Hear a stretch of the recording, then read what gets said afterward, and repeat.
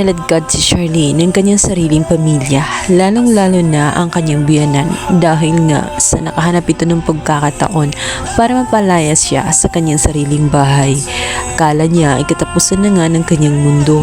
Ang hindi niya alam ay gumagalaw ngayon itong si Justine at itong si Princess. Humahanap sila ng paraan kung paano malaman kung sino nga ba ang kasabwat nitong si Libby. Naisip nga ni Justine na magandang gamitin ang paprank ulit. Ngunit sa pagkakataong to ay kakalap sila ng mga data gamit ang telepono.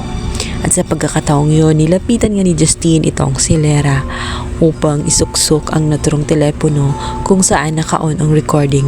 At sa oras nga na makaalis na nga itong dito na nga nila malalaman ang lahat sapagkat kakausapin nga ni Lira itong si Libby dahil kinukulit nga siya ni Justine kung may kinalaman siya sa ginawa nga nitong si Libby.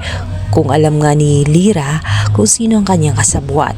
Kaya naman sa labis na pagkapanik nga nitong si Lira, agad niyang kakausapin nitong si Libby upang balaan na mag-ingat-ingat na siya dahil nga baka may makakaalam na sa kanyang ginawa dito nga kay Princess dahil nakita nga niya na hindi tumitigil itong si Justine hanggat hindi nila malalaman ang katotohanan.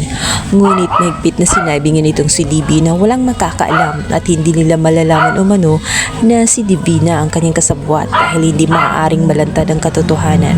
Kung hindi ay masisira ang kanilang mga plano. Ngunit hindi nila alam ay maginawa ng hakbang itong si Justine. Habang sila ay nagsasalita, nakarecord ang mga ito at nakarating na kina Princess at kina Justine maging kay Xavier. So ayan guys, pakabangan natin kung ano ang magiging hakbang na gagawin ni na Xavier at ni Princess matapos malaman ang katotohanan na ang bruhang si Divina pala ang kasabwat nitong si Libby. Kaya pala ganun kadali niya magawa ang mga bagay dahil makapangyarihan itong si Divina.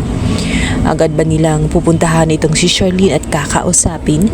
Ito kaya ang makakatulong para malaman ni Raymond na niloloko lamang siya ni Divina at may sariling interest ito kaya lumalapit ito sa kanya at siya mismo ang naglalason sa utak nitong si Raymond para lamang makuha ang pwesto na dapat ay sa kanya.